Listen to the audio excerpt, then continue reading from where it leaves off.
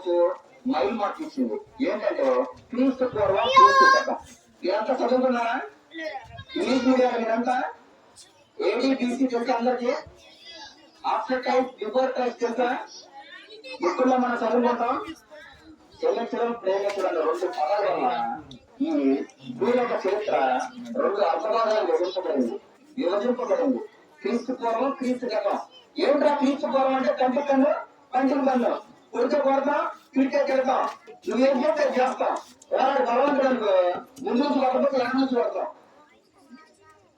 అదే క్రీస్తు తర్వాత వచ్చిన పదాలు ఏంటంటే కొట్టేడా సరే బాణీలు వదిలేద్దాం, తిట్టేడా సరే ఒక్కసారి వేసుకున్నాం, క్షమాపణ. అలాగే మన వాళ్ళు ఎవరు బాధపడకూడదు. ఈ రెండు పదాలు జీసస్ ని హైందువులైనా, ముస్లింస్ అయినా, నాస్తికులైనా, క్రిస్టియన్స్ అయినా, నాన్ క్రిస్టియన్స్ అయినా కూడా ఒక గుర్తింపునిచ్చాయి. ఇప్పుడు మరి జీసస్ ని అందరూ వచ్చాడు నిజమని నమ్ముతున్నారు. ఎవరు? హైందువులు నమ్ముతున్నారు, ముస్లింస్ నమ్ముతున్నారు, నాస్తికులు నమ్ముతున్నారు. కానీ క్రిస్టియన్స్ లో ప్రత్యేకత ఏంటి? మనం నమ్మేమనుకో వినాలి. క్వశ్చన్స్ అడుగుతాను, చాలా మంచి ప్రైజెస్ ఉంటాయి, మీ ఇష్టం.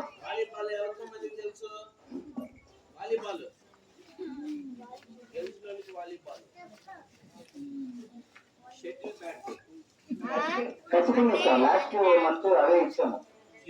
మీరెవరో తెలియదు కదా నాకు. లెసన్ నీట్ గా వెంట అడిగిన వాటిని చెప్తే అవే ఇస్తాం. ఇప్పుడు జీసస్ గురించి అందరూ నమ్ముతున్నారు, క్రైస్తవులు కూడా నమ్ముతున్నారు. క్రైస్తవుల యొక్క గొప్పదనం ఏంటంటే క్రైస్తవులు జీసస్ ఏమో నమ్ముతారు? దేవుని కుమారుడని, ఆయన ఎందుకు విశ్వాసం ఉంచితే మనకు రక్షణ వస్తుందని, అలాగే చనిపోయిన తర్వాత ఇంకో జీవితం ఉంది. ఇక కుక్కలాగా నక్కలాగా మన జీవితం ఇంత అంతం కాదు. చనిపోయిన తర్వాత ఇంకో జీవితం ఉంది, అది ఆత్మ. దానికి రంగు రూపం ఉండదు, ఎత్తు లావు ఉండదు, పేదోడు ధనవంతుడు అని ఉండదు. ఇక ఏ యొక్క తారతమ్యాలు కూడా ఆత్మకు ఉండవు. ఆ ఆత్మలన్నింటినీ మనం నీటితో క్రియతో కాదు కానీ యేసుక్రీస్తు విశ్వాసం ఉంచి నా పట్ల తప్పు చేసినట్టు నేను క్షమిస్తూ ఇంకొకటి నేను కీడు చేయకుండా బతుకుతూ ఉంటే ఆయన పరలోక రాజ్యాన్ని తీసుకెళ్తారని నిరీక్షించడం క్రైస్తవం. ఏంటది? క్రైస్తవం. చెప్పాలి ఏంటది? Very good. క్రిస్టియన్ అంటే ఏంటంటే క్రీస్తు అనుసరుడు. మనం పాటలు పాడినప్పటికీ, ప్రేయర్ చేసినప్పటికీ, ఏం చేసినా చేయకపోయినా, ఏమి చేసినా చేయకపోయినా నువ్వు క్రైస్తవుడు అంటే ఖచ్చితంగా క్షమించాలి, ప్రేమించాలి. ఈ రెండు చేయకుండా నేను క్రైస్తవుడు అంటే కుదరదు.